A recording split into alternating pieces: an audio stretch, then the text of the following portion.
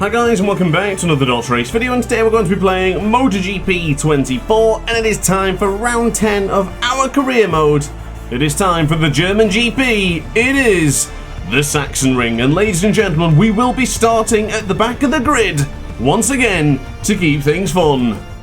So here we go then guys, starting from the back of the grid, we will be fighting against the 120% AI as usual, so let's see how we get on. 20 laps of the Sachsenring race starts now, and look at this, we're actually lost a lot of time there on this long straight, reminding me a lot of MotoGP 23 against the artificial intelligence as we go into the first corner, quite deep there, trying to get through on the inside as many riders as I possibly can. It's very messy here in the middle part of the track. It's where do you go? Where do you position the bike so you don't hit another rider? I think I'm going to try and squeeze through now on Joshua Whatley, but this will put us on a perilous spot because of the riders on the right-hand side. Ooh, I managed to turn in though and get close to Angel Piquera, so a good couple of positions found already as we dive up on the inside of the Spaniard, rocking the Joan Mir number 36. Now into the left-hand side we have Jacob Routledge there. He's going to run it a little bit deeper, so I'm going to push the gas man wide and dive in the very difficult and innocuous turn 8 corner. Now we're on to the power, and I think this has not been a bad start. I wish I'd got a little bit more places quickly, but we're not in a bad situation here. We've still got plenty of time left in this Grand Prix, still plenty of time to get the feeling for the Sachsenring and just start to churn out those lap times. As I said in the Assen video, and I'm going to say it again here, and same as Sokol as well, as a matter of fact, as someone just went down there. Was that Tayo Furusato? Furusato's gone down now, and that's the third race in a row. Alonso's gone down. He's gone down somewhere into the Queckenberg. He's now off the circuit. Oh, what a shocker for two championship contenders crashing out on the first lap. I don't believe they're out, completely out. I think they've just crashed and remounted, so they have not retired from the Grand Prix. But here in Germany, Tayo Furusato, when he needs those points the most, has gone down. He went down at the bottom of the waterfall section with Alonso crashing into the Queckenberg corner, which is the final corner here in the Sachsenring. Now as we get onto the power, I wanted to just talk about the fact that with Sokol, Assen and now the Sachsenring, I didn't turn a lap. A single lap in practice, qualifying, or even, well, they don't do warm-up, but yeah, you get the point. I've just done nothing. I haven't touched any practice here in the Sachsenring, so this is going to be an interesting one, and I think what you're going to see is us doing a decent job to start off with. Ooh, that was really close to the apex there. Goodness me, thank goodness that grass is there and not sand. I thought I was going to crash there, but thankfully I was alright. That was a little bit scary. Very nerve-wracking stuff there. I felt alright though. Oh my god, cutting the apex. Maybe I should have done some practice after all. But you know what, when I went wide there, I felt that'd be okay, because I feel like I've done that before in a video, or I think I did it in the review when I was trying to capture some footage. So I know it's not too bad to do that in that corner. Ivan Ortola then leading the... Oh, more carnage! Zuratuzza's gone down. There's another bike there on the left-hand side. In fact, it's Ivan Ortola. Stefano Neppe's out at this Grand Prix. What is going on here today? It's all kicking off here in the German GP. Colin Vire has now inherited the lead. Daniel Holgado in second place. Of course, he's got momentum on his side, finishing second to us in the Assen GP in the last video. He's got a lot of momentum now. He's really turning it on. He's getting better and stronger with the Husqvarna. Whether that's the update that's done him a favour, or if he's just found something with the best bike in Moto3 today. Now, when I say that, I'm referring to the team's comparison screen in the MotoGP career mode. And of course, if you want to see more about my career mode, check out the video I did a couple of days ago that was titled Career Mode So Far. In that video, I have explained everything that's going on with the season so far, and of course a look at the championship standings and the team comparative screen towards the end of the video. Now, we are getting back up to the top 10 now as we made that small mistake, so we still have an ample opportunity to finish on the podium here. Colin Vire is just there ahead of us. We have every opportunity to be solid in this. In fact, no, it's not Colin Vire. Look how far ahead they are. Oh my god, I'm completely wrong. Is our podium streak at jeopardy? It very well could be. Ahead of us right now is Colin Vire and Daniel Holgado into the final corner. Colin Vire's gone down. There's something going on with that final corner. Riders are crashing down their left, right and centre. Is Daniel Holgado at risk now as well? As we set the fast lap of the Grand Prix, it's a 1:28.036 for the man on your screens right now, leading the World Championship, no less. Look at Ricardo Rossi, he's having a lunge up on the inside of David Munoz. Is that going to make sense? It didn't. Look at Joel Kelso getting his elbows out, pushing my teammate wide. Now, I don't want to get in the way of my teammate here. The pair of us are working well together. We've got some good chemistry in the relationship screen, so I don't really want to mess it up with the BOE Motorsports rider. Ooh, a little bit of a nudge. Nothing too personal there. I don't think there's any issue or qualms with the number 64. Munoz is slotted in right behind us to continue this charge for the CF motorbike ahead of us. Ooh, Kelso just touching the apex and in fact out of the circuit. Whoa! Just pushing that little bit too much. Really on the limits here in the Sachsenring. I'm just desperate to try and get through these guys and start churning out the lap times to catch up to Holgado. I mean, I don't really want to say this, it sounds awful, but I don't hope for him to crash into the Queckenberg, but I would like the opportunity for this gap to come down so we could fight. So hopefully... Oh, wow, I almost lost the rear then. Goodness me, that felt incredible on the controller. Wow, into the Saxon curve we almost went down, but we're all right. We're still on board the bike, and we still have every opportunity of finishing on the podium here today. The podium streak is alive, but not for David Munoz. He's gone down into the final corner. It is the Queckenberg corner as Joel Kelso takes a look to see who is actually behind him going into the first corner. Nice braking manoeuvre there. Up on the inside of one, possibly two. Not yet. Is Joel Kelso going to lunge it at the inside? Thankfully not. This puts us in a spot now to hopefully go in there inside. That's a bit tight. That's a bit squeezing out Ricky Rossi there into the Omega corner.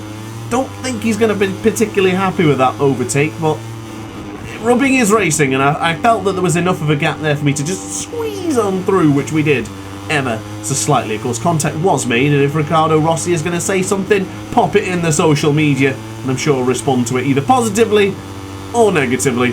Who cares? Ran into the left-hand side then. Joel Esteban is holding on to third place. Great spot for him on board the MTA level up machine. As we dive into the left-hand side, the KTM looking quite promising as we go into the right-hander. Can we pick up some slipstream and then dive up on the inside into the waterfall? I think we can. Here we go. Beautiful look. Oh! Round the outside attempts Joel Esteban. That's not going to work. Good effort from the fellow KTM, but that is not going to get the job done. The gap is down to 3.5 seconds. I haven't actually been looking at that gap, but I think it's been more or less staying the same. As we go across the line though, we must be taking time from the number 96. The 120% AI here in Sachsenring is night and day difference to what it was in MotoGP 23. Look at this move coming here on the MTA MSI motorcycle. Can we get through? And yet again another KTM going for that tight apex again. Oh, he's not going to like that. He's not going to like that, but I've got to hurry up here because I need to start churning out those lap times to catch up. Oh, is that track? Wait, track limit warnings? For that really tight apex. Yeah, I thought it was more so a warning for bumping into Jose Antonio Rueda, which was an aggressive overtake, I do confess, but I'm trying to catch up to Holgado. Let's battle it out later, Rueda. Let's discuss it later on. Right now, I'm in pursuit of the number 96, and I'm not going to stop until we catch him. 3.7 is the gap. I haven't won in the Sachsenring since the video I did in MotoGP 23, but it had to be a 3-lap race. That was the only way I could win in the Sachsenring against the hardest difficulty artificial intelligence in MotoGP 23. Today it could be a different story in GP24 with 120% AI. This could be the lap to put us closer to Daniel Holgado. Into the left-hand side. Holgado's already across the line. Oh, he's responded. He has responded, but is our lap time better? It is. By 33,000 of a second, I think it was, or it was by a very small margin. Holgado is in the lead. Ooh, we're going a bit deep there for turn 1. That's not going to help us. That is not going to help us. We've managed to get that gap to 3.5 seconds there. Still plenty of time in this Grand Prix, guys and girls. Nothing to worry about yet. It's just a very difficult premise when you're looking at 4-second disadvantage to the rider ahead. I've mentioned it many times before that you break the resolve of a rider when you're 1 second behind. How the hell must it feel when you're 4 seconds behind? I don't know if our Pirelli rubber will work for this to actually catch up to Holgado. This could be quite the challenge. The Husqvarna definitely proving its worth here in Germany here today. 3.9 seconds is the gap as we run it a little bit wide and go for that tight line here into turn 10. Gap is still more or less the same. It's barely oscillating between 3.7 and 3.9. It's going to be a challenge, this one. It really is. Maybe that bump into Rueda was not necessary at all then. Because if we're not going to get the job done, 14 laps to go, still plenty of time. And of course, guys, if you are enjoying the video, don't forget to like and subscribe. It certainly helps out the channel, and it certainly helps me grow. So I would really appreciate if you click either of those buttons, or both if you fancy it. It would be really, really appreciative for the channel. But into turn 1 then. We go for that tight apex, much better than the lap prior. Gap down to 3.8. Gap to Rueda is now 4.5 tenths of a second. So we're covering the back door entrance. But the front we're struggling with. We can't seem to get the key in the door to unlock the potential to catch up to Holgado. That gap has gone up to 4.2. And I've actually had a great sector there. Oh, goodness me. That really ever so tight apex there does warrant a track limit warning, and I'm off the circuit. Ah, that was such a small error. And oh, I almost went off the track again. I've got to say, I'm absolutely pushing beyond the limits here just to try and pull a few tenths in on Holgado. And let's be honest, even if I was pulling 1/10 of a second back per lap, it's not enough to catch up to Holgado. I think I might have to concede here. And with a long lap penalty, I don't think I have a choice but to concede. And that's not ideal, and unfortunately for me, that is my second race in a row where I have had a long lap penalty. Of course, the long lap penalty in Assen was not actually given to me by the game. I took that on by myself for taking out tyre for a starter into Strubben corner, which, let's be honest, was the right decision. It was a very clumsy attempt of an overtake on David Alonso, which hit tyre for a starter. But enough about that long lap penalty. I'm not going to take it this lap. I'm going to probably keep on pushing for a few more just to see what gap we can get. Ideally, I want to go into the long lap penalty still ahead of Rueda, so let's try and get at least a second advantage on Rueda before we dive in. I've got, what, 2 laps to do it in. Opportunity already gone there, so yeah, 2 laps. Maybe I'll just do it on the next one then. Because if I mess it up, at least then I can redo it for the next lap. If I leave it to the very last second and I mess it up, then it's another long lap penalty.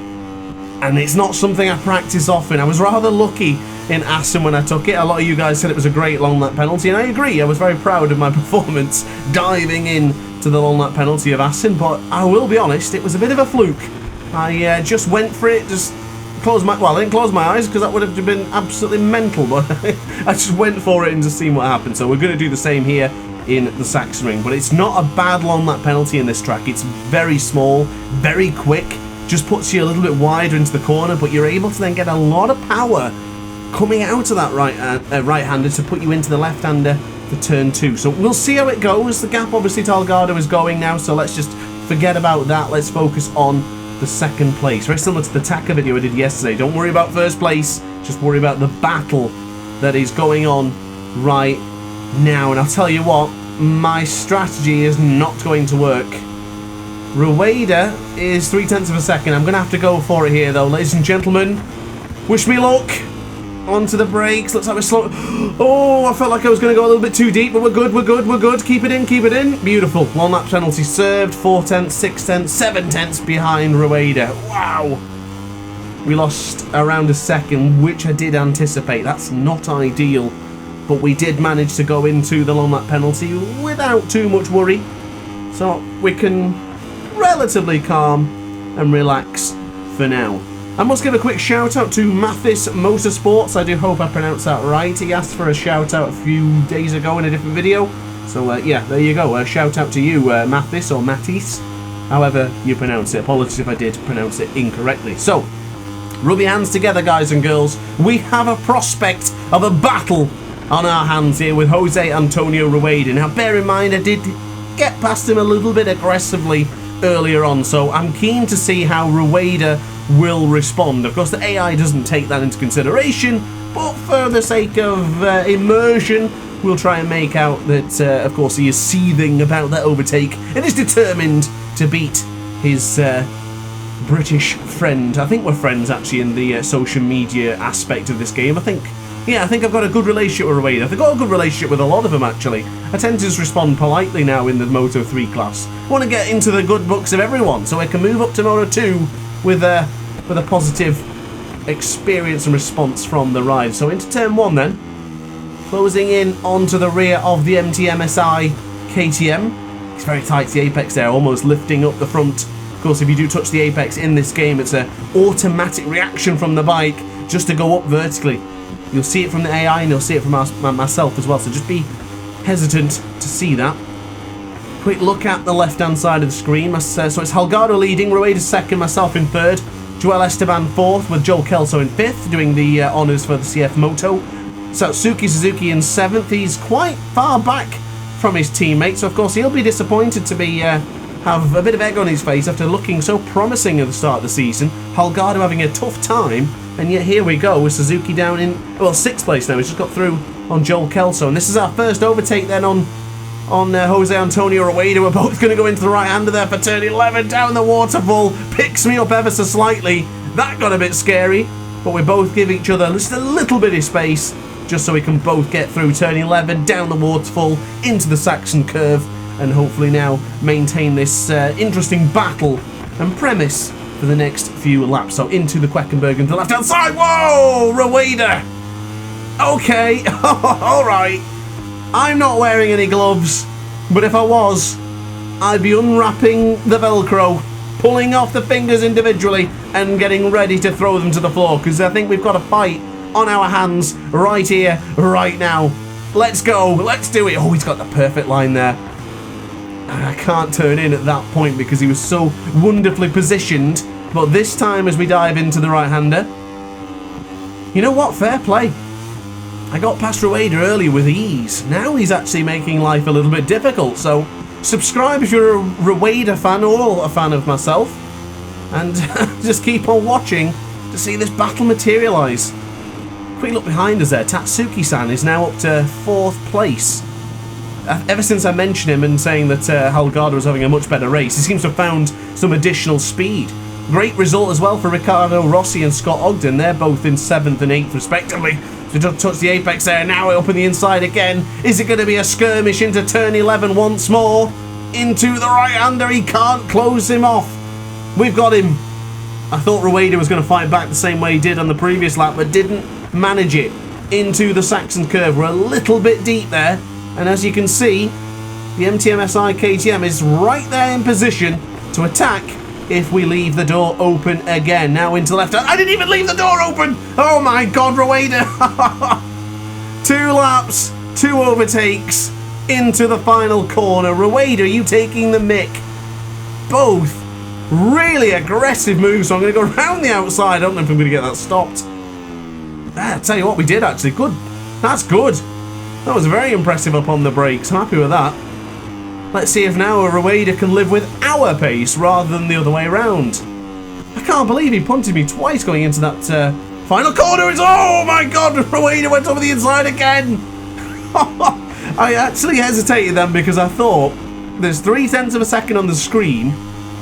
Is he going to go for the lunge up on the inside there for the Omega corner? I wasn't convinced he would. But he did. And he absolutely picked me up and shook me about. Unbelievable. Absolutely amazing that. As if I was a waitress in a cocktail bar. Unbelievable. Impressive stuff that from Jose Antonio Rueda. I've got to say, full credit to the 120% AI in this game for making the videos so intense and exciting. It's brilliant. Absolutely fantastic. I'm thoroughly enjoying the MotoGP 24 career mode. Massive thumbs up from me, and massive thumbs up to anyone who's watching on the big telly. Thank you to those who do watch on the big television screen. As Rueda, no! Oh, Rueda's dropped it. Oh, Rueda, you didn't. You absolutely didn't. Hey, long lap penalty. Oh, it's just still there from earlier on. A quick shout out to Savage Matty as well. I noticed I got a double thumbs up for being on the television a few days ago. I think it was, no, in fact it was today actually. Yeah, today I read it earlier on in the Taka's Aragon video. Yeah, he posted a double thumbs up for being on the big TV, so thank you, Savage Matty. I'm a bit behind on the videos here today, because usually I'm well ahead, so I've been able to read that today and chuck it into the comment here today. Look at that! Into the content. We're getting onto the big television. You know, that's when you've made it, when you get to the big TV. Of course, for myself, I do have my very first start next week as a commentator at the track. For the very first time, I'll be commentating real-life racing with EMRA, so stay tuned for that for now. I've not had all my information yet, but I do look forward to dropping the information into the future, and I hope to see you guys around the circuit in the future. But for now, let's focus on the video, and let's talk about the personal stuff later on, because we need to focus now on a very fast-charging Tatsuki Suzuki. All that mucking about and faffing around with Jose Antonio Rueda has dropped that gap from about 4 seconds to 2 to Tatsuki Suzuki. The Japanese star is on his way. 1.9 is the gap. Surely he can't catch up to us within 6 laps. I'm not that bad around the Sachsenring. I mean, I love the Moto3 bikes. I'm really in tune with the KTM. Surely I'm not going to fumble that. That's quite a big gap. 1.8 though in the first sector. I mean, well, to be fair though, I'm actually beginning to question a few things here. I just need to focus a little bit. The fact that we have a 9-second difference to Daniel Holgado. I know we had a lot of battles there, a couple of mistakes, long lap penalty in there as well. But we never looked like we could catch up to the number 96 at all in this race. Him and Colin Vire got out early. Colin Vire crashed. And Daniel Holgado took the reins with both hands. And in fact, this will be his first victory upon a different manufacturer. The KTM star of modern day Moto3 has moved over to Husqvarna, which of course is still technically very much a KTM. But he will get his first taste of victory on a different team, on a different bike, in the virtual form. Fair play to Holgado. It's been a tough season so far. Maybe this is the bounce back moment. Unless it was in Assen where he finished in second just behind me. But he certainly pushed me to the end in that one. So into the left hand side, this is the Queckenberg corner. I feel a bit nervous going into that corner now after getting punted twice into the Queckenberg. Across the line, still into the 28s. Lap times aren't bad, they could be much better. But they're not that bad. We can get by with that, can't we? 28.1, 28.5, 28.3. A lot of those involved the battle with Rueda. Regarding Suzuki's charge, it's cut down to 1.7. So he has taken 0.3 of a second away from me over the latter stage, over the last few laps, should I say. This is a thinking man's game now. This is a high-speed game of chess. We've got to think about this. We've got to stay calm and produce some solid lap times. Don't need to set fast laps. We've just got to get some decent lap times in. My eyes are certainly looking at the fastest lap of the race. Daniel Holgado obviously owns that right now. But if the rider in third, Tatsuki Suzuki, gets quicker, then we could be in trouble here. Into the right-hander for turn 11. Just rushing across the curve as we straighten up the motorcycle. Hit the brakes. And turn in calm and collectively into the Saxon curve. 1.5 is the gap. Ooh, is this on? We've only got 4 laps to go. Bring on the power here. Try and avoid the curve. You don't really want to lose your momentum getting onto that curve. Across the line, back into the 127s. That's crucial. But Suzuki-san is up with a faster lap time. It's a 27.8 for him. Ooh, someone else has gone down. Oh, it's Filippo Farioli who's gone. Good to see Rueda and Otola after their crashes are actually back up there into the top 8. Impressive stuff from the Spanish duo. Bit wide there into the Omega corner. We get onto the power. 4 laps remaining, don't forget. In fact, 3.5 now. 1.2 is the gap. He is closing in. If he sets another fast lap time, then I think I'm going to have to concede. You know me, though. You know me. You know how much I will defend if Suzuki catches up to us. you know me. And if you don't know me, make sure to subscribe. But if you do know me, you'll know how much effort I'll put in to try and defend against the AI. Oh my god. That cost me a lot of time. That small error has cost me a big chunk of time. The gap is coming down onto the brakes for the penultimate corner here. This will end lap 17. We'll have 3 laps of defense against Tatsuki Suzuki. What an interesting race this has been. Completely different to the battle that we had in Assen in the wet. Completely different to the skirmish in Sokol. Oh, 28.6 now. Suzuki is just ripping my lap times apart. 0.6 of a second. Oh, I've gone deep now. 0.8 of a second is the gap. He's got me. He's absolutely got me here. Where will he go for the lunge, if anywhere? Bit deep there for the Castrol Omega corner. Keep it in tight to the line. Oh, there it is. There's that yellow wheel. We seen it in Assen. We seen it scything through into the Ramshook for a quick response, for a clever victory in Assen. What we're going to see this time. Oh, look at him. He's on the curb. Whoa.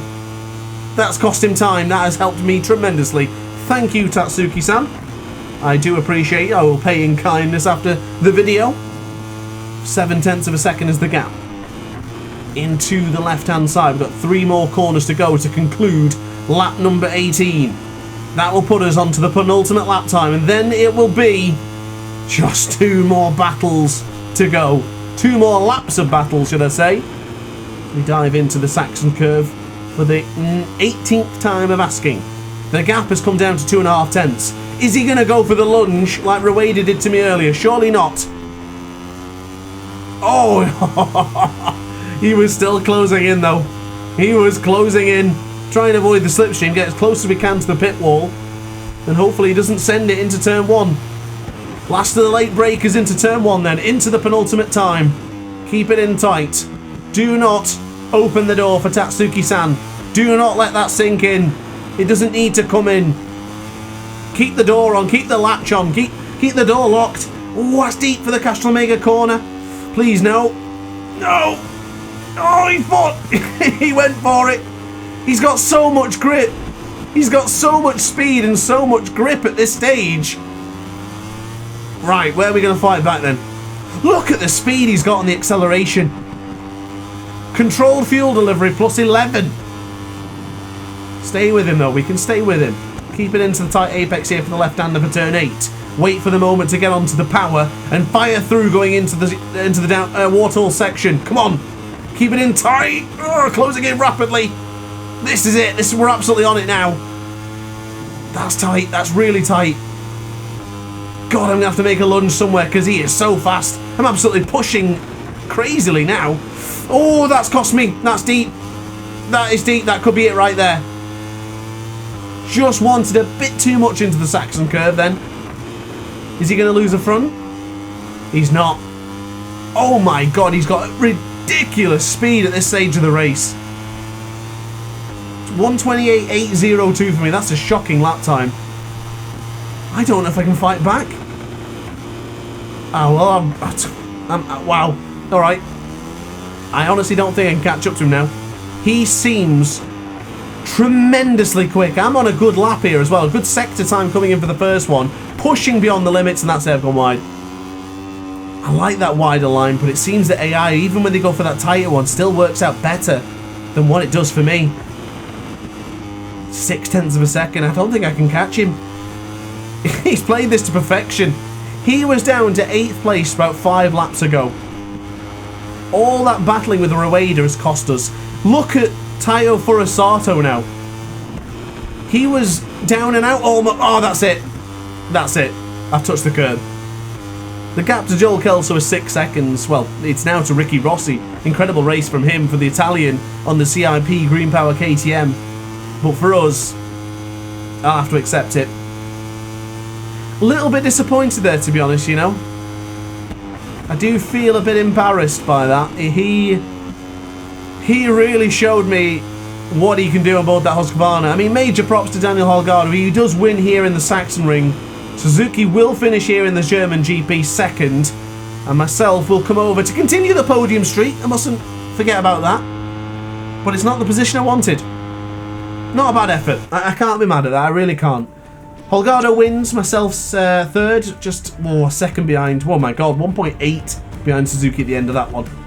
Jose Antonio Rueda with a 126 from somewhere. My goodness. Well, yeah, that's that then. I guess we're going to have to wait to see what happens next in the next couple of races coming up very, very soon. But let's take a look at the championship standings just to see how everything is materialising for our championship this season. And as you can see, 60 points clear from Tatsuki Suzuki, so he needed to take those 4 points back for Osato in third. And Holgado has moved up one position, now into 6th place. But guys, thanks for watching the video. I hope you enjoyed. If you did, let me know in the comment section down below, and I'll see you in tomorrow's video. Ciao for now.